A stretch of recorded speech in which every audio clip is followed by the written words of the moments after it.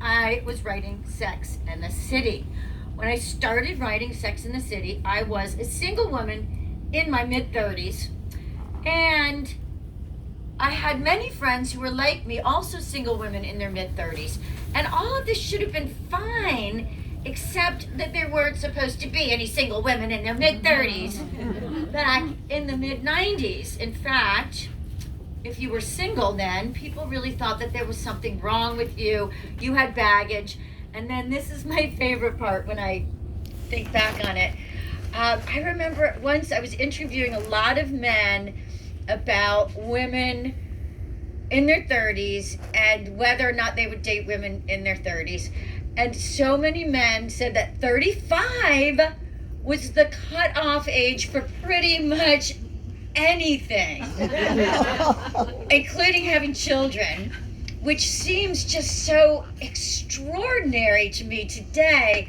And it really makes me feel good about how much things have changed. Or maybe not. Because like a lot of my Sex and the City friends, which was really kind of a phase in women's lives, it's a period of time. And then so many of my Sex and the City friends, like me, they met their Mr. Big, they met their Mr. Bigger. Some of them met their Aiden, some of them met their Steve, and some met their Harry. But in any case, almost all of my Sex and the City friends went off and got married, and many had children. And I thought, well, everyone's got their happily ever after. Now what? Well, guess what? The happily ever after does not always last forever. And like a lot of my friends, I found myself once again single in my 50s and having to date again. At first, I didn't want to date at all because I felt like I'd been through the full relationship cycle. You meet somebody, you fall in love, you get married, and then probably have kids, and then you do all that, and then boom, you get divorced. My feeling was, why would anybody want to repeat the process? I was the only one who thought that way, because all of my single friends who became single in their 50s, all of them wanted to start dating again. So I got pulled into this, and I had all kinds of adventures. I went on Tinder. Another thing that happened was that we all had to fight off these guys that we called cubs, and these are young guys in their 20s and 30s who are on the prowl for older women. And when I mean older women, I mean women like my age, 50s, 60s, somebody's mom from school, somebody who was at the PTA. I came across a few different types of guys, and one of the things, of course, that doesn't really change about middle-aged dating is that the men your age still want to go out with younger women. So what do we do? Well, this is what happened to me. He's as old as your father guy. The reality of midlife dating can cause some women to try to game the odds in their favor by playing the game, i.e. dating a man who's 15, 20, even 25 years older. Which means, given the fact that you're now middle-aged yourself, a man who's 70, 75, 80? You wouldn't think there would be a large contingent of men living long enough around that age to be dating. But when you think about demographics and how so many of the boomers are now in their later years, it does make sense that there's a crop of 60, 70, and even 80-something men out there acting like they're 35. I encountered one of these men at a party given by a married couple in their early 60s. There were lots of 50-something single women, like me, and 2 or 3 of these senior age players, or saps.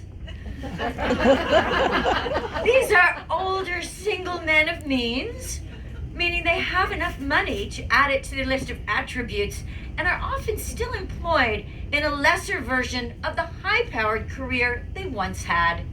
At some point during the party, I must have talked to one of these men, because a few days later, Ron, the host of the party, contacted me to let me know that a fellow named Arnold was interested in taking me out. Ron was very excited about this and impressed. He said Arnold was a big deal, and boy, he really admired the guy. Arnold had played Ivy League football, and he was once an oil man and a newspaper magnate, and all the Park Avenue hostesses were always inviting him to their parties. He was sought after. I thought I remembered the guy, a tall, thick battle axe type who was definitely older. Too old for me, I decided.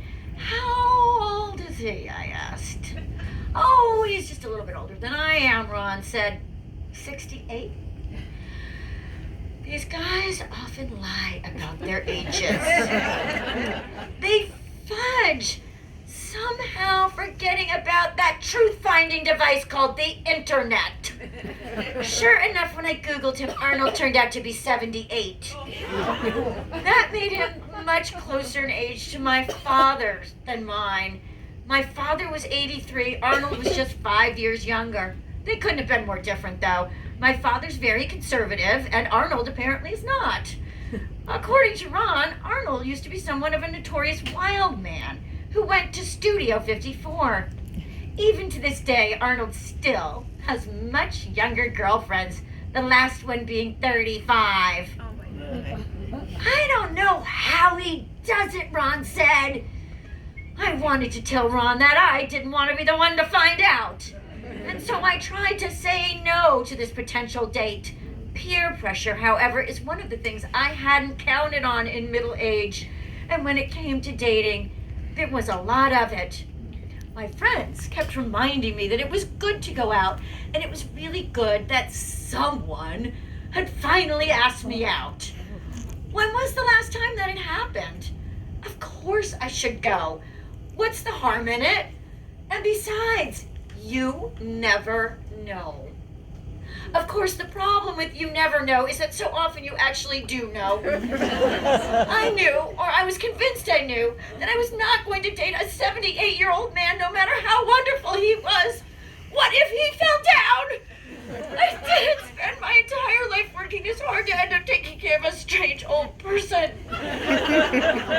But every time I tried to explain this, I realized how ageist and judgy and anti-love hopeful I sounded. Because I didn't know, did I? I didn't know what was going to happen. What if I fell in love with him? In which case, his age wouldn't matter. Plus, I didn't want to be that woman. You know, that shallow creature who cares more about practicality than the blind illusions of love. Plus, as Ron reminded me, I must feel so honored that a man as powerful as Arnold wanted to spend time with little old me. In preparation for the date, I went to my friend Sassy's house and we looked at photographs of Arnold on the internet. His photos went back about 35 years. He'd been a big man and rather handsome. Oh, honey, Sassy said, he could turn out to be absolutely wonderful. You must keep an open mind. And so arrangements for a date were negotiated. We could have gone to a restaurant in my town, but Arnold really wanted me to see his house, which was in another town about 30 minutes away. He could pick me up and he would take me to his house in his town, and then we would go to a restaurant in his town, and then we would go back to his house. And then I could spend the night at his house if I needed to, and he could drive me back to my house in the morning. A sleepover with a 78-year-old man I didn't know? I don't think so. Thank you.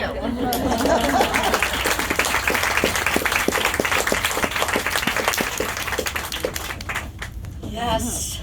Good old Arnold. I don't think we should tell them.